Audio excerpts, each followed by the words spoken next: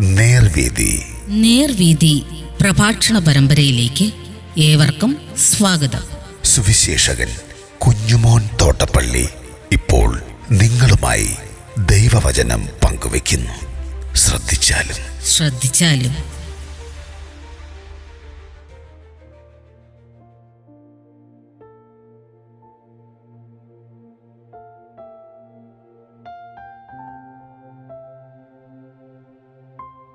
കൂട്ടായ്മ ആചരണം. ദൈവനാമത്തിന് മഹത്വം ഉണ്ടാകട്ടെ. അപ്പോസ്തല പ്രവൃത്തികളുടെ പുസ്തകം 2-ാം അധ്യായത്തിന്റെ 42-ാം വാക്യം ഞാൻ വായിക്കുന്നത് ശ്രദ്ധിച്ചാലും. അവർ അപ്പോസ്തലന്മാരുടെ ഉപദേശം കേട്ടും കൂട്ടായ്മ ആചരിച്ചും അപ്പം നുറുക്കിയും പ്രാർത്ഥന കഴിച്ചും പോന്നു.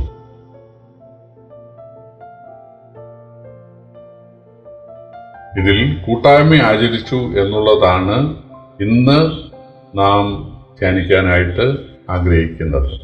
യേശുക്രിസ്തുവിനെ രക്ഷകനായി സ്വീകരിച്ച് സ്ഥാനപ്പെട്ട് സഭയോട് ചേരുന്ന ആളുകൾ ആ പ്രാദേശിക സഭയാകുന്ന ശരീരത്തിലെ ഒരു അവയവമായിട്ട് മാറുകയാണ്. ചിലർ വലിയ അവയവം, ചിലർ ചെറിയ അവയവം, ചിലർ കാലാണെങ്കിൽ ചിലർ കൈയാണ്, ചിലർ വിരലാണെങ്കിൽ ചിലർ നഖമാണ്, ചിലർ മൂക്കാണ്, ചിലർ നാക്കാണ്, ചിലത് പല്ലാണ്, ചിലത് മുടിയാണ്, ചെവിയാണ്. ഒരു ശരീരത്തിലെ അവയവങ്ങൾ എങ്ങനെ പരസ്പര പൂരകങ്ങളായി, എങ്ങനെ പരസ്പരം ഉപയോഗപ്പെട്ട് ഐക്യത്തോടുകൂടെ ജീവിക്കുന്നുവോ അതാണ് ദൈവം സഭയിൽ നിന്ന് ആഗ്രഹിക്കുന്നത്. പ്രാദേശിക സഭയിലെ അംഗങ്ങൾ തമ്മിൽ അങ്ങനൊരു ബന്ധമാണ്. കുടുംബ ബന്ധമെന്ന് പറയാം, ഒരു ആട്ടിൻകൂട്ടം എന്നുള്ള ബന്ധമെന്ന് പറയാം, ഒരു നിലവിളക്കാണ് എന്ന് പറയാം, ഒരു കെട്ടിടമാണ് എന്ന് പറയാം, ഒരു മുന്തിരിത്തോട്ടമാണ് എന്ന് പറയാം, അതൊരു ശരീരമാണ്. വേദപുസ്തകത്തിൽ സഭ ശരീരമാണ് എന്നുള്ളതിനാണ് ഒരുപാട് വാക്യങ്ങളുള്ളത്. കർത്താവ് വസിക്കുന്ന ശരീരം, ക്രിസ്തു തലയായിരിക്കുന്ന ശരീരം, അതാണ് സഭ. അപ്പോൾ അതിലെ വിശ്വാസികൾ തമ്മിലുള്ള ബന്ധമെന്ന് പറയുന്നത് ഇഴുകിച്ചേർന്ന ഒരു ബന്ധമായിരിക്കണം. അതിൽ വലിയ അവയവമുണ്ട്, ചെറുതുണ്ട്. അപ്പോൾ ദൈവം അതൊക്കെ കൃപാവരത്തിൻ്റെ വ്യത്യാസമാണ്. യേശുക്രിസ്തുവിൻ്റെ രക്തത്താൽ സൗജന്യമായി ദാനമായി രക്ഷ പ്രാപിച്ചിട്ടുള്ള ആളുകൾക്ക് അവരുടെ പ്രാപ്തി പോലെ ദൈവം താലന്തുകൾ നൽകുകയാണ്, അല്ലെങ്കിൽ കൃപാവരങ്ങളിൽ വ്യത്യാസം നൽകുകയാണ്. അത് നമ്മൾ അംഗീകരിക്കാൻ തയ്യാറാകണം. മോശയുടെ കാലത്ത് മോശ എന്ന് പറയുന്നത് അഹരോന്റെ, അതായത് മോശ എന്ന് പറയുന്നത് അതായത് പൗരോഹിത്യ ലേവി ഗോത്രത്തിൽപ്പെട്ട ആളാണ്. പക്ഷേ മോശയും അഹരോനും ആ ലേവി ഗോത്രത്തിലെ ഉന്നത സ്ഥാനീയരായിരുന്നു. വളരെ അക്കൂൽ സ്ഥാനത്തുള്ള ആളുകളായിരുന്നു. ഒരാൾ പ്രവാചകനും ഒരാൾ മഹാപുരോഹിതനും. പക്ഷെ അവരുടെ കുടുംബത്തിൽപ്പെട്ട പല ആളുകളും അവര് കൂടാരത്തിൻ്റെ കുറ്റി, കൂടാരത്തിൻ്റെ കൊളുത്ത്, അന്താഴം, കുടുംബ, പലക, കയറ്, പിന്നെ അതിൻ്റെ മുടിവിരി, ഇതൊക്കെ ചുമക്കുന്ന അല്ലെങ്കിൽ അതൊക്കെ ക്ലീൻ ചെയ്യുന്ന ശുശ്രൂഷകരായിരുന്നു. ചിലർ നിലവിളക്കിൻ്റെ കാര്യം, ചിലർ ധൂപപീഠത്തിൻ്റെ കാര്യം, ചിലർ കാഴ്ചയപ്പത്തിൻ്റെ മേശയുടെ കാര്യം, ഇതൊക്കെയാണ് നോക്കേണ്ടത്. പക്ഷേ മരുഭൂമിയിൽ വെച്ച് കോരഹ് തുടങ്ങിയ ആളുകൾ പിറുപിറുത്തു. അത് ശരിയല്ല, ഞങ്ങളിൽ ലേവ്യരാണ്, മോശയും അഹരോനും അവര് തങ്ങളെ തന്നെ വലിയവരായിട്ട് അവര് അങ്ങോട്ട് അഭിനയിക്കുകയാണ്, പ്രഖ്യാപിക്കുകയാണ്, ഞങ്ങളെയൊക്കെ തരം താഴ്ത്തുകയാണ് എന്ന് പറഞ്ഞു. അങ്ങനെ പറഞ്ഞ ആളുകൾക്ക് കനത്ത ശിക്ഷയുണ്ടായി. പ്രിയപ്പെട്ടവരെ, സഭയാകുന്ന ശരീരത്തിലെ ഒന്നാമത്തെ കാര്യം ഓർക്കുക, കർത്താവ് നമ്മെ ഒരു സഭയോട് ബന്ധിപ്പിക്കുക, ഒരു പ്രാദേശിക സഭയോട്.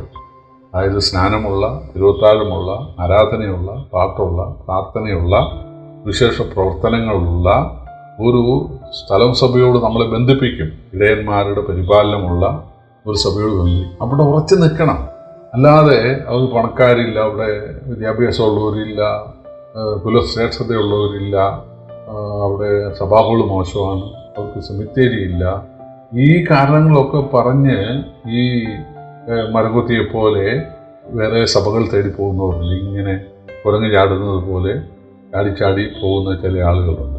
അവരോട് ദൈവത്തിന് ചോദിക്കാനുള്ളത്, നിനക്കിവിടെ എന്ത് കാര്യം? ഏലിയാവെ, നിനക്കിവിടെ എന്ത് കാര്യം?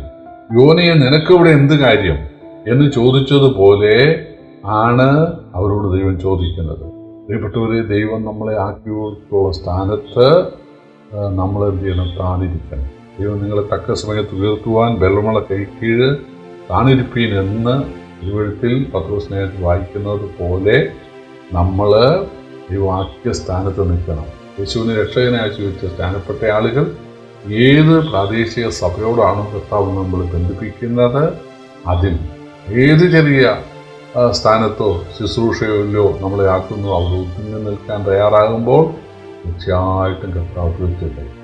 യോശുവ മോശയുടെ ശുശ്രൂഷകനായിരുന്നു. പക്ഷേ യോശുവ ഉന്നതനായി, മോശയേക്കാൾ ഉന്നതനായി.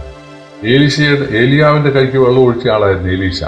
പക്ഷേ ഏലിയാവിനേക്കാൾ ഉന്നതനായി തീരാനിടയായി എലീശ. പൗലോസിൻ്റെ ശുശ്രൂഷകനായിരുന്നു തിമോത്തിയോസ് ഉന്നതനായി. അതുപോലെ പൗലോസിൻ്റെയും ബർന്നബാസിൻ്റെയും ഒക്കെ ശുശ്രൂഷകനായിരുന്നു മർക്കോസാണ് പിന്നീട് സുവിശേഷം എഴുതാൻ, മർക്കോസിൻ്റെ സുവിശേഷം എഴുതാനിടയായത്. അപ്പോൾ തീർച്ചയായിട്ടും ദൈവം നമ്മളെ ആക്കിയിട്ടുള്ള സ്ഥലത്ത് ഒതുങ്ങി നിൽക്കാനായിട്ട് നമുക്ക് സാധിക്കണം. പക്ഷേ ഇക്കാലത്തെ ഒരു ട്രെൻഡെന്ന് പറയുന്നത്, ഏതെങ്കിലും ഒരു ന്യൂജൻ സഭക്കാരൻ അവൻ എവിടുന്നേലും കുറച്ച് പൈസയൊക്കെ കിട്ടി, അവന് കുറച്ച് പുതിയ ഉപദേശം, എന്താ നിങ്ങൾ യേശുവിനെ കൈക്കൊണ്ടാൽ പണക്കാരാകും, നിങ്ങളുടെ മക്കൾ ഉന്നതരാകും, നിങ്ങൾ എന്നുള്ള പഴയ നിയമത്തിലെ ചില വാക്യമൊക്കെ, നിങ്ങളെ വാലെല്ലാം തലയാക്കും, ഉന്നതങ്ങളിന്മേൽ നടക്കുമാറാക്കും എന്നൊക്കെയുള്ള പ്രഭുക്കന്മാരുടെ ജനത്തിൻ്റെ പ്രഭുക്കന്മാരുടെ കൂടെ ഇരുത്തുമെന്നൊക്കെയുള്ള ആ വാഗ്ദാനങ്ങളൊക്കെ ഇങ്ങനെ വായിച്ച ആളുകളെ മോഹനസുന്ദര വാഗ്ദാനങ്ങളൊക്കെ നൽകി ഞങ്ങളുടെ പിന്നാലെ അവരെ കൂട്ടുകയാണ്.